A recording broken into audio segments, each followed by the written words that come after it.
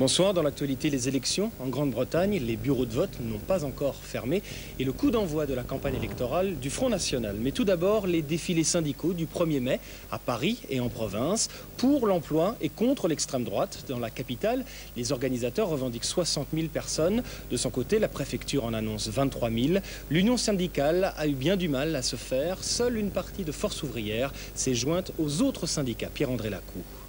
Est-ce le mot d'ordre, une manifestation contre le chômage, l'exclusion, le racisme et la xénophobie, ou est-ce la douceur de l'agréable soleil printanier? En tout cas, cet après-midi, entre République et Nation, le monde syndical s'est très largement mobilisé, et en particulier dans sa diversité. Présent dans le cortège, les banderoles de quasiment toutes les organisations syndicales en France, pour faire de cette manifestation un 1er mai unitaire pour la première fois depuis 14 ans. Ce qui explique avant tout ce changement, c'est d'une part le poids des réalités telles qu'elles s'expriment, aussi bien sur le terrain revendicatif que sur le terrain de la défense de la démocratie, mais également le prolongement de toute une série d'événements qui se sont déroulés depuis novembre-décembre 1995. Reste que cette unité syndicale ne s'est faite ni facilement ni vraiment totalement. Force ouvrière n'était officiellement représentée que par 3 unions départementales d'Île-de-France, alors que d'autres militants avaient choisi d'aller manifester de leur côté ce matin au Père-Lachaise. Par ailleurs, Louis Vianney était le seul leader des 3 principaux syndicats français à manifester dans le cortège parisien. Nicole Notat avait préféré une autre manifestation, celle de Nantes, tandis que Marc Blondel se trouvait lui à Bordeaux aujourd'hui. Le Front National donnait le coup d'envoi de sa campagne ce matin. Traditionnel défilé à Paris en hommage à Jeanne d'Arc. 20 000 militants pour le FN, 8 000 selon la police. Jean-Marie Le Pen s'en est vivement pris à Jacques Chirac. Patrice Arditi. Le Front National avait annoncé la couleur, faire de ce 1er mai une journée de mobilisation pour la campagne des législatives. Traditionnellement, le FN se démarque des autres partis et traditionnellement, Jeanne d'Arc est utilisée comme symbole. La pucelle et ses écuyers en costume du Moyen-Âge, un cortège de plusieurs milliers de personnes, une marée de drapeaux tricolores sur tout le trajet de la place du Châtelet à l'Opéra. La place de l'Opéra, où, autre symbole, le décor de l'estrade évoque les 4 villes conquises par le FN. Et devant les élus de Toulon, Marignane, Orange et Vitrolles, plutôt que de développer sa décision de ne pas se présenter aux législatives en se mettant en réserve de la République, Jean-Marie Le Pen s'est livré à une attaque en règle de Jacques Chirac. Chirac a donc, de son propre aveu, fait un véritable coup d'État. Et aujourd'hui, il exige un chèque en blanc pour 5 ans. C'est un véritable plébiscite. Alors, chiche! Un peu plus tôt dans la matinée, on se souvenait, pont du Carrousel, que le 1er mai 1995, en marge de la manifestation du Front National, un Marocain de 29 ans avait été poussé dans la Seine par des skinheads. À Cherbourg, après l'explosion d'une barge de la marine hier, les recherches pour tenter de retrouver les 3 disparus ont été abandonnées ce soir.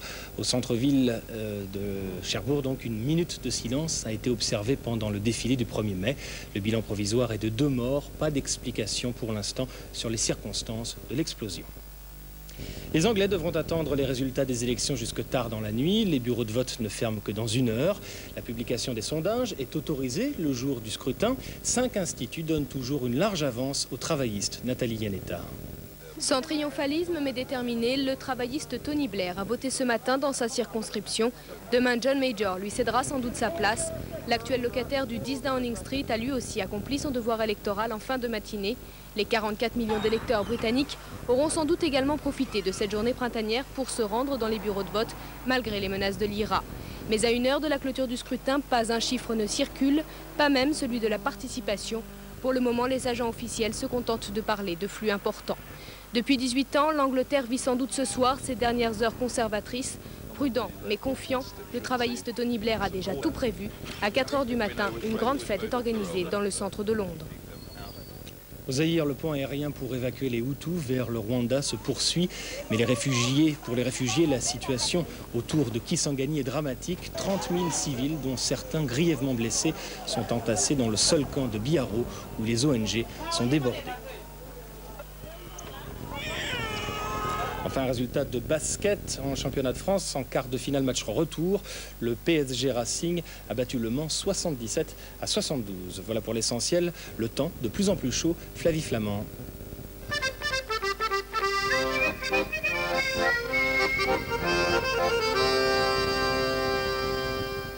L'anticyclone persiste et signe. Demain, pas de surprise, on chausse gaiement ses lunettes de soleil et on sourit s'il vous plaît. Le matin, après dissipation des rares bancs de brouillard présents sur le nord du pays et dans les vallées du nord-est, le ciel sera bleu absolument partout et le soleil s'en donnera à cœur joie. L'après-midi, même scénario, quelques petits nuages bien ridicules tenteront en vain d'effrayer le sud-est et la Corse.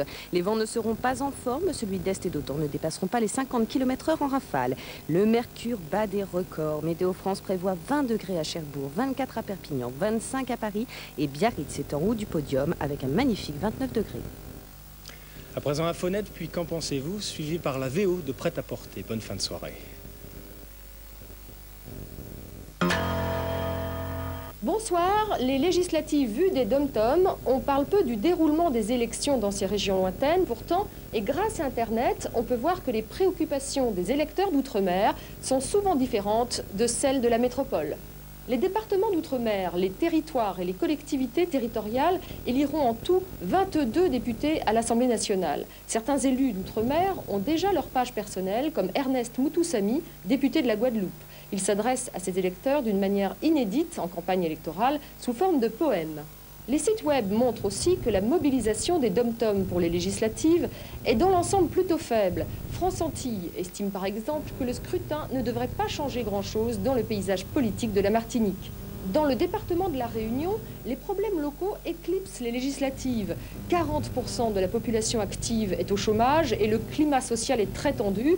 D'après le journal de Lille, certains responsables politiques réunionnais ne se présenteront pas aux législatives pour mieux se préparer aux élections régionales de 98. En continuant la recherche du côté des territoires d'outre-mer, on découvre que la campagne électorale est encore plus éloignée des problèmes locaux. Par exemple, en Nouvelle-Calédonie, c'est le référendum